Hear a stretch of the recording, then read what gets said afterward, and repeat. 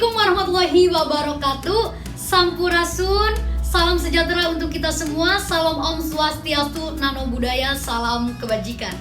Perkenalkan, nama saya Nabila Erdita dengan NPM 1850338 dari Program Studi Pendidikan Bahasa dan Sastra Indonesia, Fakultas Keguruan dan Ilmu Pendidikan Universitas Pasundan. Pada kesempatan yang berbahagia ini, saya akan memaparkan materi mengenai sejarah bahasa Indonesia dari mata kuliah Analisis Penggunaan Bahasa Indonesia yang diampu oleh Bapak Dr. Denny Hermain, MSN, dan Bapak Tia Irawan, SPD, MAP. Baik, langsung saja kita ke materi yang pertama, yaitu alasan kita harus bangga memiliki bahasa Indonesia.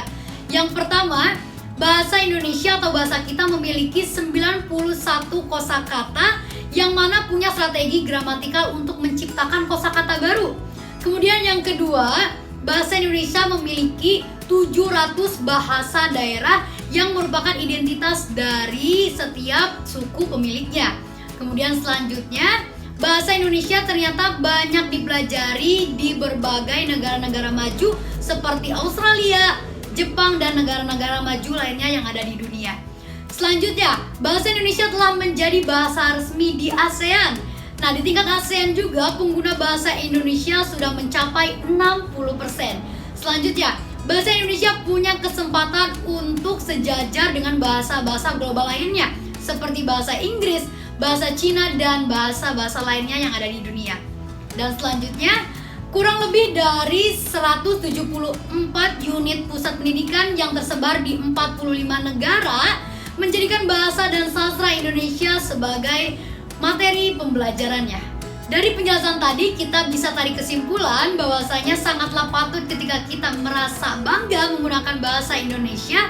Sebab kenapa? Sebab ini dapat memunculkan identitas diri kita sebagai bangsa Indonesia. Banyak cara yang dapat dilakukan untuk mengimplementasikan rasa bangga ini, diantaranya dengan tidak mencampur adukan bahasa Indonesia dengan bahasa asing, baik dari ragam tulis maupun lisan. Baik teman-teman, itu tadi alasan kenapa kita harus bangga berbahasa Indonesia dan memiliki bahasa Indonesia.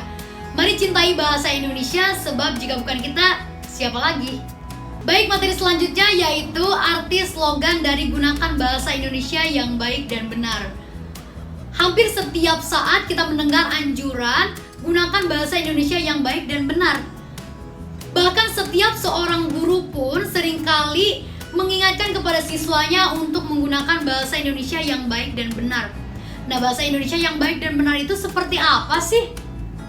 Sebelumnya kita penggal dulu satu persatu dari mulai berbahasa Indonesia yang baik. Berbahasa Indonesia yang baik adalah berbahasa Indonesia yang sesuai dengan tempat terjadinya kontak berbahasa, sesuai dengan siapa lawan bicara kita, kemudian sesuai dengan topik pembicaraannya. Misalnya, menggunakan kata Anda apabila berbicara dalam acara formal dan menggunakan kata kamu apabila berbicara dalam acara informal. Selanjutnya yaitu arti dari berbahasa Indonesia yang benar. Apa sih yang dimaksud dengan berbahasa Indonesia yang benar itu? Berbahasa Indonesia yang benar adalah berbahasa Indonesia yang sesuai dengan kaidah yang berlaku, yaitu menggunakan kaidah-kaidah tata bahasa yaitu yang terdapat dalam PUEBI, Pedoman Umum Ejaan Bahasa Indonesia. Nah, PUEBI ini yang terdapat dalam Permendikbud nomor 50 tahun 2015 yang digunakan sejak tanggal 30 November 2015 sebagai pengganti EYD. Dengan kata lain, pemakaian bahasa Indonesia yang mengikuti kaidah yang diberlakukan untuk dianggap baku, itulah yang digunakan atau yang merupakan bahasa yang benar. Baik teman-teman, dari materi yang telah saya jelaskan tadi, kita bisa tarik kesimpulan. Mari bersatulah negeriku, bangsaku, dan seluruh rakyat Indonesia. Kuatkan jiwa nasionalisme, satukan semangatmu untuk membangun dan menyatukan NKRI melalui bahasa Indonesia. Cintai dan banggakan bahasa Indonesia dalam berbagai konteks kehidupan yang ada di negeri ini. Saya Nabila Erdita, salam satu bahasa, bahasa Indonesia.